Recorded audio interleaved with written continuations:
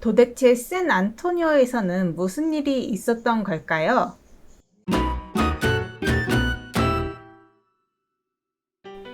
어제 월마트에서 산 레몬 케이크와 모닝커피로 아침은 평화롭게 시작했습니다. 주차하고 더 더워지기 전에 리버워크 크루즈를 타러 갑니다. 리버워크는 청계천의 롤모델이라고 알려져 있어서 한국인들에게 유명한 곳인데요. 이 크루즈를 타면 리버워크를 한 바퀴 돌면서 구경할 수 있습니다. 지나가다 우연히 매표소를 발견했는데요. 크루즈 출발 시간이 얼마 남지 않아 급하게 표를 사고 배에 탔습니다. 금방이라도 출발할 것 같았던 크루즈는 예정 시각에 셋, 둘, 하나 반의 반까지 세서 사람 가득 채워 떠났습니다. 한여름 땡볕 아래 배를 타고 구경을 시작했습니다. We have some guests with us from as far away as Korea. So thank you so much for joining us today. We really appreciate you joining us. 뜻하지 않게 가이드인 바백에서 환영의 인사를 받았습니다. 강을 한 바퀴 돌면서 샌안토니오 리버워크 주변에 대해서 재미있게 농담을 섞어가면서 설명을 해줍니다. 당연히 영어로 설명해주기 때문에 적당히만 알아듣고 여기저기를 둘러보았습니다. 청계천의 롤모델이라고 해서 기대를 많이 했는데 솔직히 강물이 너무 더러워서 좀 아쉬웠습니다. 전날 비가 많이 와서 그런지 강물에 쓰레기랑 나뭇가지가 둥둥 떠다녔습니다.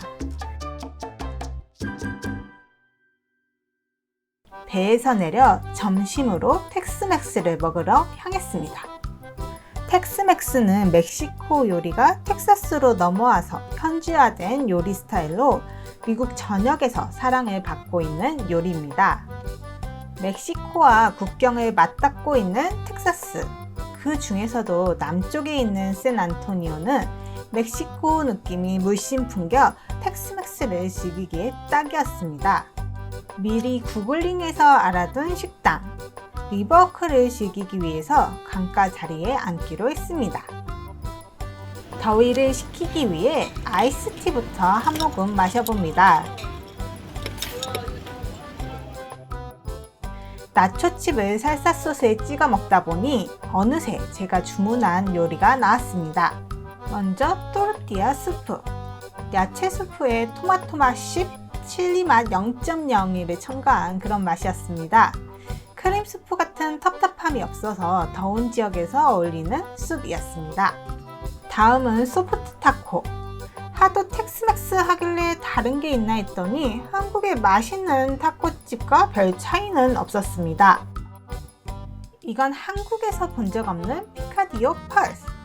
피카디오는 토마토와 야채를 간 고기와 섞어 먹는 요리인데요.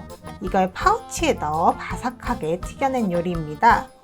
엄청 맛있음 주의! 물은 더럽지만 그래도 강이 흐르는 테라스 옆에서 먹으니 이국적인 느낌에 흠뻑 취해 있었는데요. 그때쯤 나타난 덩파리와 모기의 정신없는 콜라보에 얼른 자리를 떠났습니다.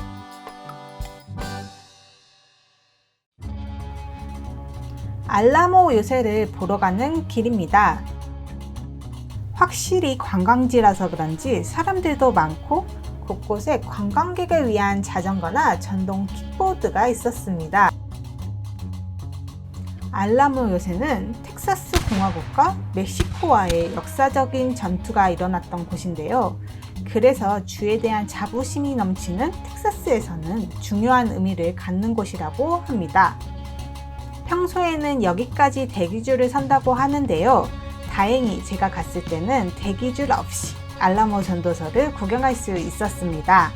전도서 내부는 촬영 금지. 전도서를 다 보고 나오면 작은 공원과 구경거리들이 있습니다.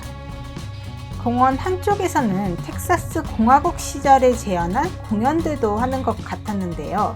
제가 가니 금방 끝나버리고 말았습니다. 야외 천막 아래에서는 알라모 전투에 관련된 영상이 상영되고 있었습니다. 기념품 가게 구경하는 게 전도서 보는 것보다 훨씬 더 재밌었습니다. 전쟁이 일어난 곳이기도 하고 총으로 유명한 텍사스이다 보니 총 모양의 기념품이 많았습니다.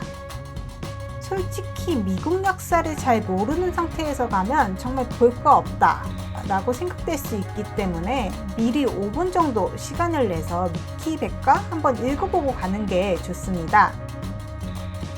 그런데 진짜 한여름에 샌 안토니오를 돌아다니는 건 정말 머리에서 스팀 날 정도로 더웠습니다.